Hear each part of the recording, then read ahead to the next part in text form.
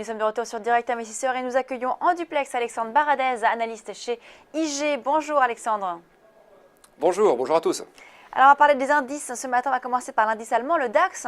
Le DAX qui est en train toujours de se replier un petit peu. Est-ce que la tendance baissière va se confirmer, se poursuivre selon vous ? Alors, je pense qu'il y a une probabilité que ça intervienne assez élevée, pour plusieurs raisons. Tout d'abord, on voit que ce matin, déjà les chiffres du PIB allemand, le PIB préliminaire, qui est moins bon qu'attendu, plus 0,3, le marché attendait plus 0,5, donc il y a une petite déception sous-jacente sur le PIB. Alors que la France, par exemple, fait mieux, pour une fois, ainsi que l'Italie. On va attendre à 11 heures, donc d'ici quelques minutes, les chiffres du PIB pour la zone euro.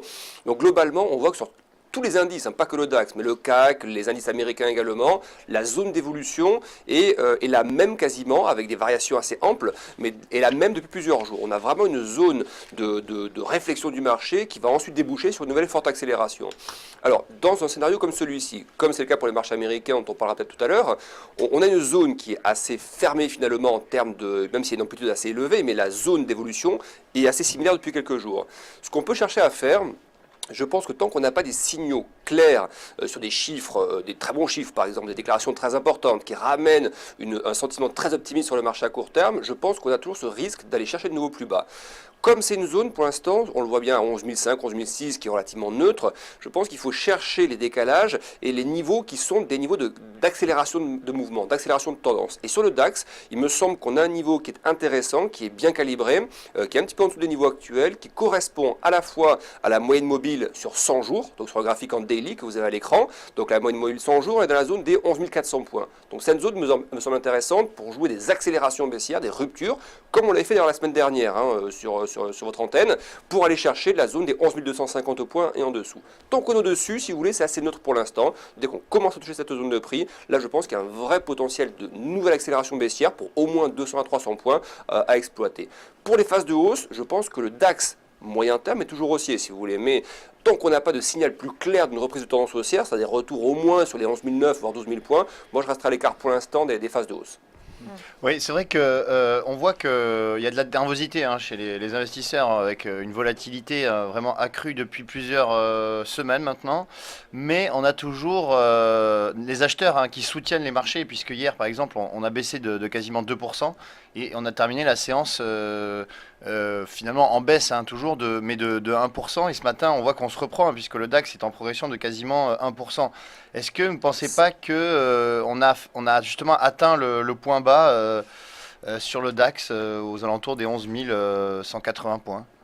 Ça, c'est très dur à dire. C'est très dur à dire parce que le fait que le marché se trouve dans cette zone de prix, ça laisse les deux scénarios encore très ouverts. Il suffirait, on a eu par exemple l'Eurogroupe, vous voyez lundi l'Eurogroupe par rapport à la Grèce, on a eu d'un côté un sentiment un peu plus positif que l'Eurogroupe précédent, mais les points de blocage principaux, notamment sur la question des retraites, des salaires, des taxes, notamment sur la consommation, ces points qui sont ce qu'on appelle les lignes rouges pour le gouvernement grec, restent toujours pour l'instant non négociés. Donc on voit bien qu'il y a de quoi potentiellement être un peu plus optimiste par rapport aux négociations, mais que les points de blocage sont toujours présents. Et parallèlement à ça, vous avez toujours des inquiétudes sur la liquidité de la Grèce. On a des rumeurs hier qu'on parcouru le marché, par exemple, sur le fait que la Grèce n'aurait en termes de liquidité que des montants de quelques centaines de millions d'euros, donc nettement insuffisant pour faire face à toutes les échéances de remboursement qui arrivent. Et là, récemment, c'est le FMI qui a laissé entendre qu'il ne participerait pas à un éventuel troisième plan d'aide pour la Grèce. Donc vous voyez, on est quand même sur des sentiments où à tout moment, sur un accident de liquidité, le marché peut perdre 3, 4, 5% très vite. Et puis surtout, vous avez côté US, si on regarde toujours ces marchés américains, eh bien le sentiment similaire, si vous voulez, c'est qu'à chaque fois qu'il y a une grosse poussée baissière et un VIX qui remonte, donc une volatilité qui reprend 10-15%, le lendemain, le marché se détend à nouveau et remonte sur des niveaux médians, mais sans pour autant casser les plus hauts. Donc il y a cette barrière pour l'instant de niveau très élevé. Et le sentiment que j'ai, c'est que si les marchés américains commencent à lâcher du lest, il y a peu de chances, je pense, pour que les marchés européens restent à l'écart. Et donc, par rapport à cette corrélation potentielle, je suis toujours pour l'instant, on va dire, neutre à baissier sur les indices européens, mais j'attends quand même des signaux d'accélération pour aller chercher les 200 à 300 points de plus. Pour l'instant, c'est très neutre et on attend les cassures. Ouais. Alors concernant l'indice américain, on a toujours cette phase de consolidation depuis maintenant un petit beau temps. Est-ce que le S&P 500, par exemple, pourrait sortir de son canal de consolidation vers le haut ou vers le bas? Oui. Oui, clairement oui, et je pense à sortir par le bas. C'est-à-dire que là, pour les indices américains, on voit que les indices européens ont pris de l'avance. Si vous voulez, le DAX a lâché des 12 004 est tombé la semaine dernière à moins de 11 100, donc on n'est pas plus de 1000 points. Sur les marchés américains, on est sur des niveaux beaucoup plus restreints en termes de variation, et donc je pense que le réservoir de baisse sur les marchés américains est très important. Et je pense clairement que pour le S&P, ce qu'il faut essayer de travailler depuis plusieurs jours, plusieurs semaines, ce n'est pas tellement forcément le pur intraday, où là on voit que les mouvements sont assez erratiques, mais c'est globalement la tendance de tassement qu'on observe depuis 2 mois, 3 mois. On voit bien la courbe sur le graphe long terme qui est en train de s'écraser à la hausse. Et si vous tracez les supports sur toute la phase de hausse qu'on connaît depuis 2008, 2009, 2010, il y a plusieurs supports intermédiaires qui se sont mis en place. Quand vous tracez une grosse droite de support par tous ces niveaux-là, eh bien ça vous donne un point de contact sur une phase de correction qui serait dans la zone des 2000, voire même la zone des 1950-1980 points. Et je pense que c'est vers là, vers ces zones de prix, que le S&P va progressivement évoluer. Donc moi je serais toujours effectivement à chercher plutôt les ruptures baissières que les accélérations haussières. Pour l'instant, elles sont rachetées régulièrement, ces phases d'accélération baissière, mais sans pour autant que l'indice reprenne beaucoup d'amplitude, si vous voulez. Donc, à chaque fois, ça tape, ça repart un peu à la hausse, ça retape, ça repart un peu à la hausse. Je pense qu'on va finir par taper et par casser pour aller chercher ces 2000, et je pense même que les 1980, 1950 points sont vraiment dans le viseur dans les semaines qui viennent sur le S&P. Ouais, donc... Petite remarque intéressante sur juste sur la Fed, parce que c'est quand même la Fed en grande partie qui dirige ces mouvements qui influence ces mouvements sur le marché américain. Williams, vous l'avez entendu par exemple avant-hier, Williams de la Fed, explique que pour lui, la volatilité est un facteur sain de marché, un facteur normal. Et on voit bien que la Fed est confrontée aujourd'hui à un problème de retour de volatilité. La Fed aimerait qu'il y ait un tout petit peu plus de volatilité pour permettre ces phases de correction.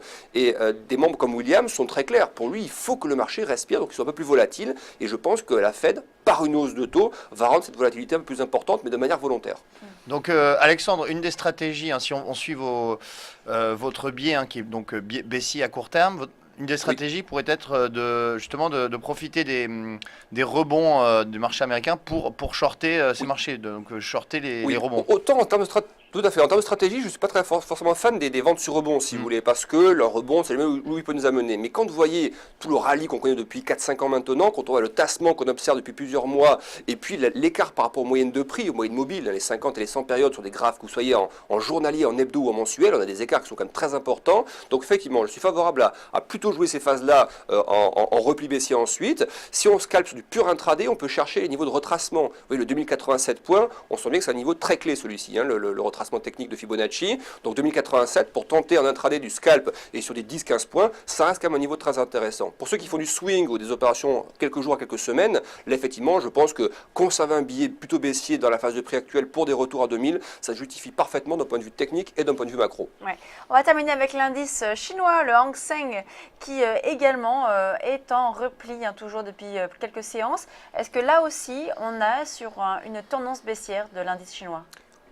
Oui, alors ce qui me fait dire ça, c'est que c'est la réaction du marché qu'on a eu il y a quelques jours par rapport à la baisse de taux qu'il y a eu ce week-end. La Banque centrale chinoise a baissé d'un quart de point ses taux directeurs. On a vu à l'ouverture un petit gap haussier sur les indices asiatiques, notamment le Hang Seng 50. Et puis très rapidement, ce gap a été comblé quelques heures après et le marché est tombé sous les niveaux qui prédominaient à ce moment-là, avant le week-end donc, et avant la hausse de taux. Donc on voit bien, avant la baisse de taux, pardon. On voit bien donc que la politique monétaire accommodante de la Banque centrale chinoise, contrairement à celle de la BCE qui est un facteur d'accélération à la hausse, en Chine, c'est une politique monétaire mise en place dans un cycle qui est en train de ralentir. Donc, plus la Banque centrale va montrer des signaux un petit peu d'affolement en baissant les taux, en injectant des liquidités, en baissant les ratios prudentiels, plus ce sera perçu comme un signe de ralentissement de l'économie chinoise et donc plutôt jouer à la baisse par le marché. Donc, je pense que là, on peut viser sur le Hang Seng 50 dans les jours qui viennent, même heures qui viennent potentiellement, un retour sur la zone des 27 000 points. Vous voyez sur le graphique, je pense qu'une incursion sous le support oblique est tout à fait anticipable sur cet indice-là. Merci beaucoup Alexandre. Alexandre Baradez, donc analyste chez IG. On marque une pause, on se retrouve dans quelques instants.